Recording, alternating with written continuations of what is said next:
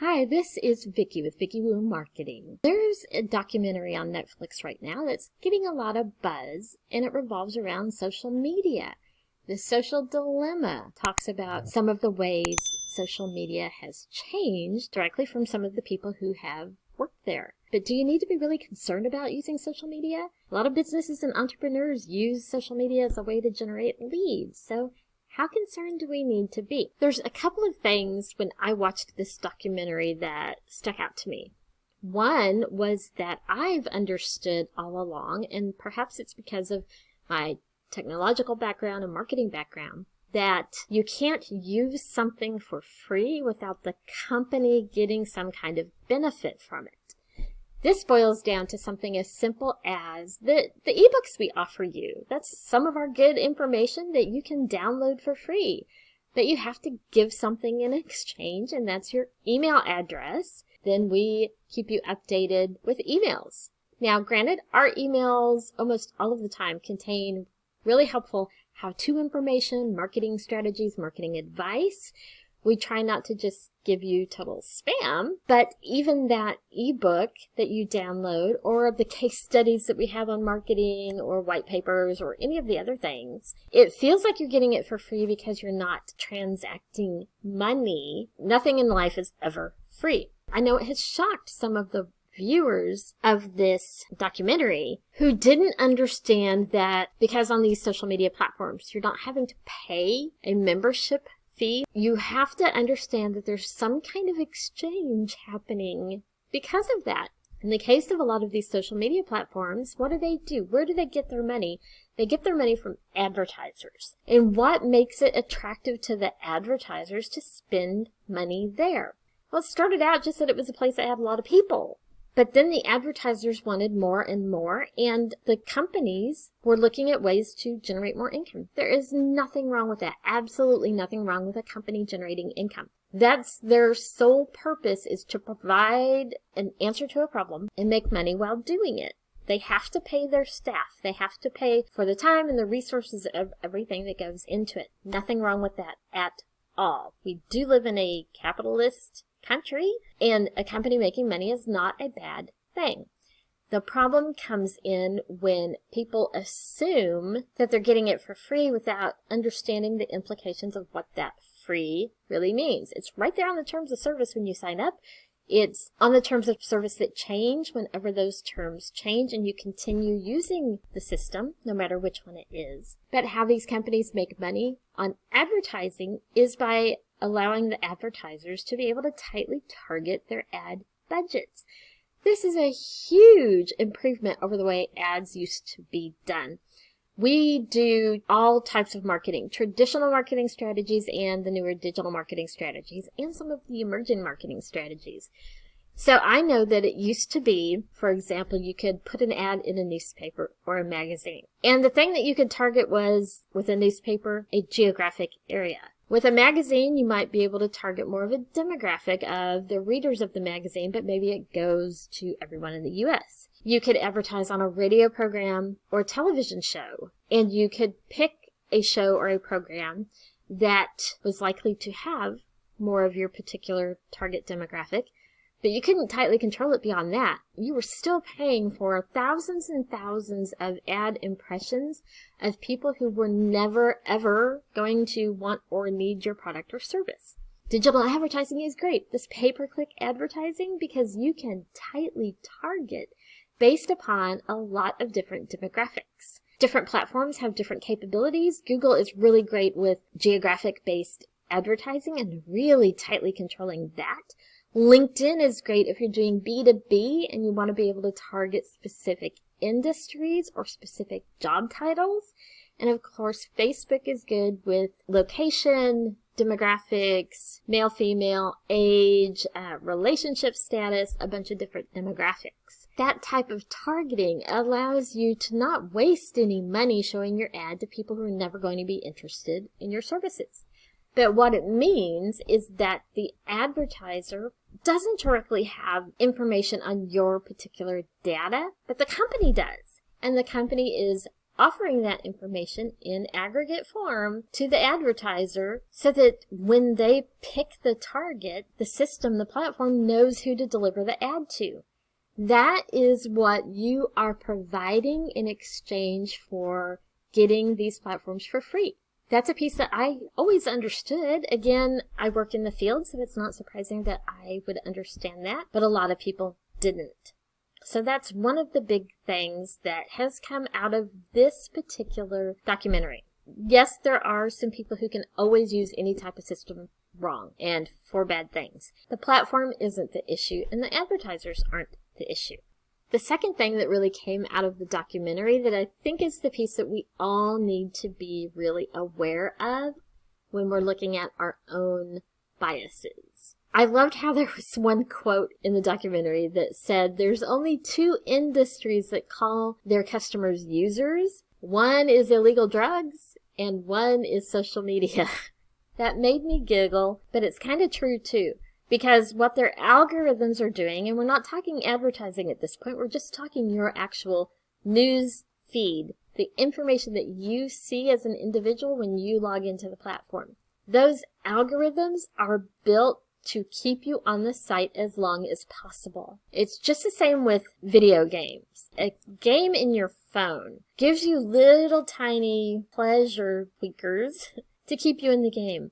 Oh, look, I won that round. Oh, look, I got some free diamonds and stars. And, oh, look, I just did something and earned 5 free lives. All of those types of things are meant to keep you playing longer. And there's similar strategies going on all of the social media platforms to keep you there longer as well. In their case, they're not giving you little free bells and whistles and diamonds, but they've developed their algorithm to try to show you more of the information that you want to see, that you want to read, that you want to interact with, that will keep you on the platform longer. There's a good reason they do that, and it's because the longer you're on the platform, the more ads they can show you, and the more ads they show, the more revenue they generate. It all ties together. The problem comes in, and the problem is not with them, it's with us. And I keep saying this. The problem, social media, Facebook, they're not the devil. They're not even the problem. The problem is us as human beings, and we're the only ones who can fix it, which is why I wanted to talk about this second piece. What happens is you're on the platform and you click and read a post that someone has posted or shared. Then what the algorithm does is go, okay, Vicky likes chocolate, so I'm going to show her more chocolate. So the next time I go on, there'll be something else. They'll take all of my friends' posts, and if they find one with chocolate, it's going to move higher up so that I see it right about the time I get ready to scroll, and I've scrolled this far, I'm going to quit. And yes, they know those things, how far you scroll on the page or the time you spend on the site. And right before my trigger time that I'm done, I'm going to leave, they're going to show me chocolate. So that I'll go, oh, wait a minute, a few more seconds, I'll click on that and read it as well. That means more and more of the information we're being presented by these sites is confirmation bias. It's showing us more of the information that we already read, interact with. That's also why the engagement levels are something that these platforms looks at. Posts you have that get more engagement are shown to more people as a result. That engagement is what keeps people on the platform. However, what happens to me as a user, to you as an individual user, you are shown more and more of that type of thing that you interact with, which means you're going to be shown less and less of other things that may be just as important, just as valuable, and that you may still care about, you just didn't happen to interact with. You'll see less of that. And that feeds into our own confirmation biases, because if I believe conspiracy theory, I'm real big on not liking the conspiracy theories. I find some of them flat out funny. If you're a conspiracy theorist, I apologize. Some of them are just a little bit unbelievable, and Occam's razor is the thing that's most likely is usually true.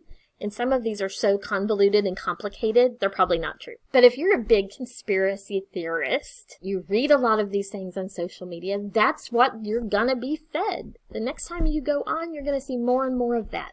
And pretty soon, you're seeing all these conspiracy theories. Oh, the earth is flat. Oh, we didn't send a man to the moon, whatever they are. You keep seeing more and more messages about that, which makes you think it must be true. All of these people are talking about it. You know what? There's more people talking about how the earth is round, but you didn't click on that article, so you're not seeing it anymore. The quantity of information around any one thing that you're seeing doesn't mean that it's equal quantity in a ratio to all of the information out there. We have our own biases, and as humans, we tend to look for things that confirm those biases. Social media, because they want to keep us on the site longer, is feeding us more of those things that confirm those biases.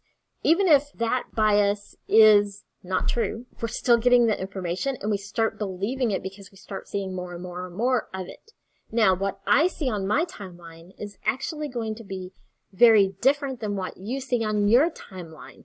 My timeline probably has all of these social media platforms really confused because I tend to click on things that might be related to one of my clients or click on things that might be related to just general research I'm doing at any time. They're probably really confused by me. That's why I get some really weird ads in these algorithms. I get ads all of the time for things to help plumbing businesses.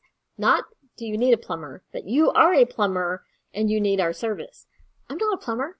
I have clients who are plumbers. Because of things I click on, I get these things that don't apply. My profile, probably off the charts and really confusing to them. But the things I'm seeing on my profile are very different than what you're seeing on your profile because of things we have engaged with in the past. Doesn't mean that mine is correct or yours is correct. It just means that Facebook found out what we will click on, Twitter found out what we will click on, Instagram found out what we will click on, and they're going to feed us more of that so that we click more and hang around longer. The problem becomes when there are issues that can make things divisive. The earth is flat, the earth is round. If I get to the point where all I'm seeing is all of these stories about how the earth is flat, and you don't believe that conspiracy, so you're not seeing those stories because you've clicked on other things talking about how the earth is round. I'm going to actually think you're crazy for not understanding that the earth is flat, because all of this bias confirmed by all these stories people are posting and talking about how the earth is flat, and you're sitting here telling me how the earth is round because that's what you're seeing. Their algorithm isn't the problem. It's doing what it's designed to do, and I'd rather just have chronologically all of my friends, what they've posted in order. But that's not how it's set up for reasons on their end, which are good reasons for their business to stay in business. The problem is with us assuming that the information we see is the only information out there. There's a couple ways that we can all work to combat this. I see this divisiveness that it's been around. I'm not going to say that any one person has caused it because that's not true. But we're the only ones who can stop it and start bringing people back together and healing that divide. We're the United States of America, and we need to make sure that we remain united as a country, as a community. And the only way we can do that is through us as individuals. A couple ways that we can all help with that is, first of all, don't assume that the information that you're seeing is true because you see it or is the only information out there, especially on social media.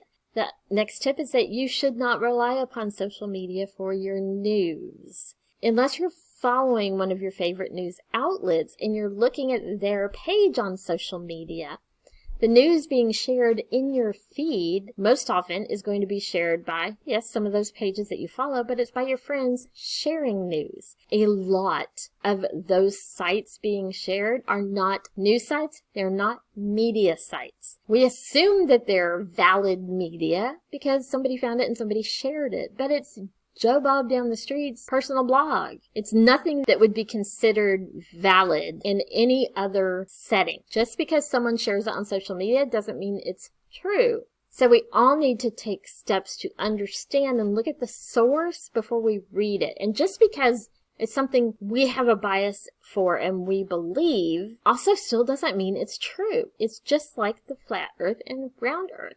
Just because we believe it doesn't mean it's true. And the best way you can work with those types of biases is to occasionally read things from the other side of that issue.